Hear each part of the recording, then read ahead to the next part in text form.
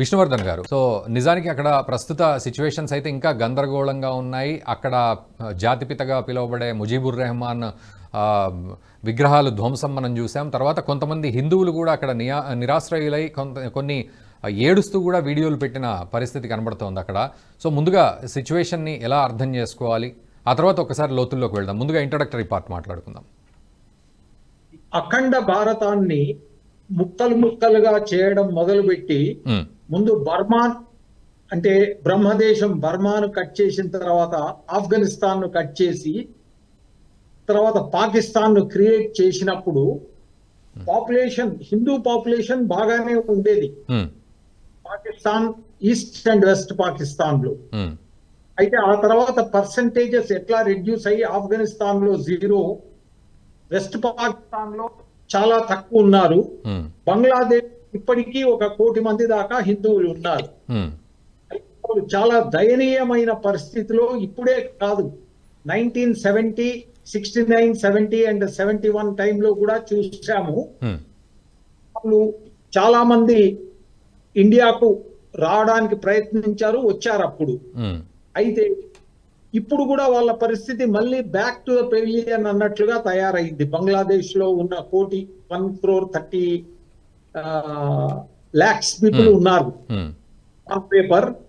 And వాళ్ళు ఇప్పుడు చాలా డేంజరస్ సిచ్యువేషన్ లో ఉన్నారు.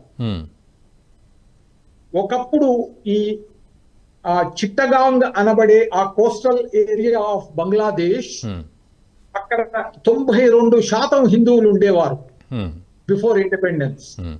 ఎందుకంటే అప్పుడు బెంగాల్ పార్టిషన్ జరిగిన కొన్నేళ్లకు ఈ డివిజన్ ప్రాసెస్ స్టార్ట్ అయింది అక్కడి రకరకాల హిస్టరీలోకి వెళ్తే. కానీ ఇప్పుడున్న పరిస్థితిలో మాత్రం మనకు చాలా క్లియర్ గా అర్థమవుతున్నది ఏమిటి అంటే, అమెరికా ప్రతిసారి గేమ్స్ ఆడుతూ, ఒకప్పుడు మన ఇండియన్ ఎలక్షన్ సీన్ లో ఎట్లా ఉండేదంటే, ప్రజలను ఎంత అన్ఎడ్యుకేటెడ్ గా ఉంచితే అంతకాలం వాళ్ళ ఓట్లు మనకు వస్తాయి అని అనుకునే కొన్ని దశాబ్దాలు పరిపాలించిన పార్టీలు ఉన్నాయి. అట్లనే ప్రపంచాన్ని గేమ్స్ ఆడుతూ తన చెప్పు చేతల్లో పెట్టుకోవాలని అనిపించే ఈ సోల్ సూపర్ పవర్ ఏదైతే ఉందో, కళ్ళు మూసుకొని పాలు తాగినట్లుగా చేస్తూ ఉంది. అది అర్థమవుతున్నా ఎన్నో ఆఫ్రికన్ అండ్ ఏషియన్ దేశాలు ఇప్పటి వరకు ఏం చేయలేకపోతున్నాయి. కానీ పరిస్థితి తన చేయి దాటిపోతుంది అని అమెరికాకు మెల్లమెల్లగా మరి అర్థం అవుతుందో ఏమో. అందుకే డెస్పరేట్ యాక్ట్స్. 1971 లో ఇండియాకు ఎంత డేంజరస్ సిచ్యువేషన్ వచ్చి ఉండింది అంటే, ఆనాడు ఆర్మీకి కొంచెం పవర్స్ ఇచ్చినందుకు వాళ్ళు టైం తీసుకొని బంగ్లాదేశ్ ను సెపరేట్ అవుట్ చేయగలిగాము. కానీ అక్కడి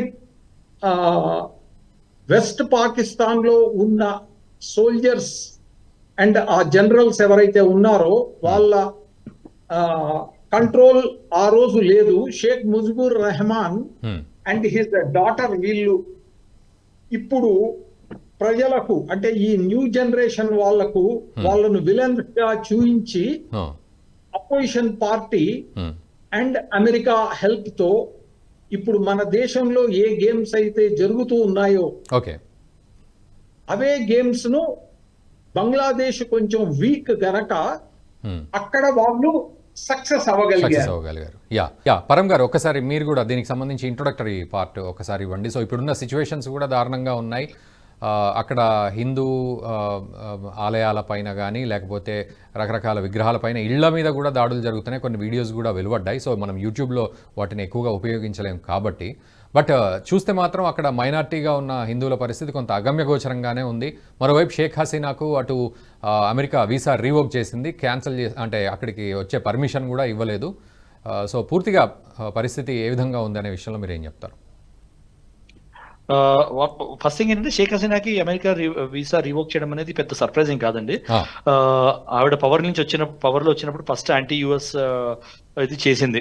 యుఎస్ఏ ఇంటర్ఫియర్ కాకూడదు అలాంటివన్నీ కమెంట్స్ చాలా చేశారు ఆవిడ. చూస్తే ఎలక్షన్ జనవరిలో రీఎలెక్ట్ వచ్చినప్పుడు India was the only country which welcomed her back. Democratic process సరే బంగ్లాదేశ్ నేషనల్ పార్టీ బాయ్కాట్ చేసింది, అవన్నీ ఉన్నాయి, కానీ ఆవిడ ఎలక్షన్ గెలిచి రావడం అనేది ఇండియన్ గవర్నమెంట్ వెల్కమ్ చేసింది. కానీ షేక్ హసీనా పాప ఆవిడ యుఎస్ఏ ఇంటర్ఫియర్ కాకూడదు మా దేశ విషయాల్లో అని anti US kind of comments చేసింది. That is one thing which actually started our down fall.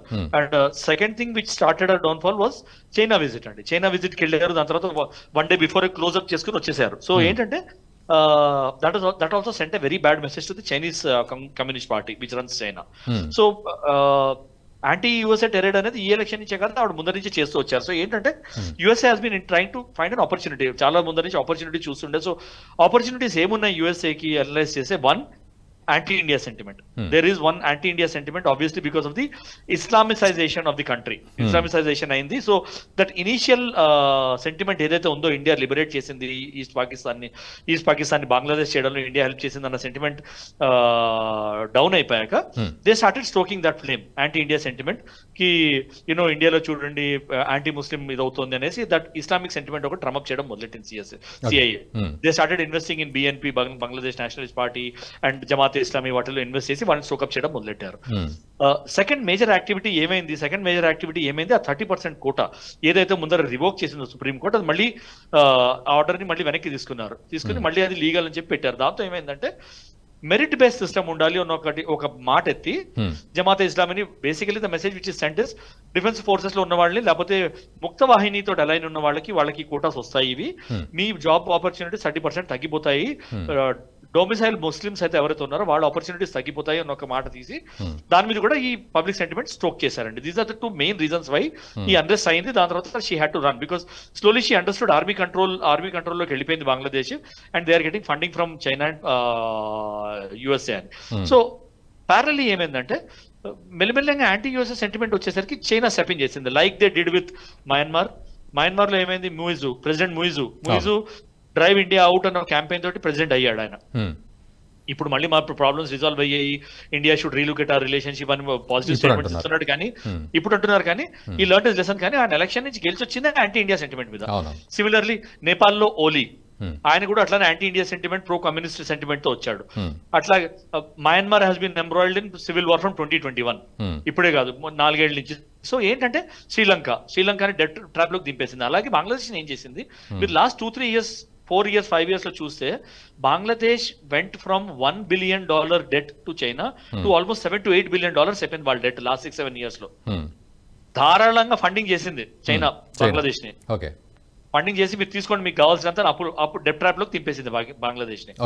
So దాంతో ఏమవుతుంది, బంగ్లాదేశ్ వాళ్ళతో అలైన్ అవుతారు, చిత్తగాంగ్ పోర్ట్ కంట్రోల్ వాళ్ళకి ఇస్తారని అనుకున్నారు. కానీ బేగం ఈవిడ రాగానే ఏమైంది, ఖాలిదా జియా రాగానే ఏమైంది, ఆవిడ ఇండియాతో రిలేషన్స్ పెంచుకుంది. అలాగే మోడీ గారి దీనిలో ఓక్ సెరమనీలోను, గవర్నమెంట్ ఇనాగరేషన్ లోను, దాని తర్వాత మోడీ గారు గెలవడంలో కంగ్రాచులేట్ చేయడంలో ఆవిడ లీడ్ తీసుకోవడంతో ఏమైంది, చైనా ఒక మెసేజ్ క్లియర్ గా వెళ్ళింది, Bangladesh values its relationship with India more than its relationship with China అని. So China also started investing more in to the communist this thing. But unfortunately ఏమవుతుందంటే కరెంట్ ఇదేమవుతుందంటే Islamization and Jamaat Islami interference ఏమవుతుందంటే not just Hindus are not safe there, but even communist ని కూడా ఇళ్ల నుంచి బయటికి లాగి చంపుతున్నారు, అటాక్ చేస్తున్నారు అని రిపోర్ట్స్ వస్తున్నాయి బంగ్లాదేశ్ నుంచి. Overall it's not a good scenario అండి. అంటే పరం గారు ఇక్కడ ఎవరిని టార్గెట్ చేసుకున్నారు ఎగ్జాక్ట్లీ? మీరు అన్నట్టు కమ్యూనిస్టులను కూడా అక్కడ వాళ్ళ మీద కూడా దాడి జరుగుతుంది. అంటే ఎవరిని టార్గెట్ చేసుకున్నారు? పూర్తిగా ఎక్స్ట్రీమిస్ట్ గా ఉండడమే వాళ్ళ టార్గెటా? ఎలా ఉంది అక్కడ? సో ఇట్ ఇస్ బేసిక్, మీకు క్లియర్ గా తెలుసు ఎమర్జ్ అవుతుంది ఏంటంటే CIA's agenda has one here అండి.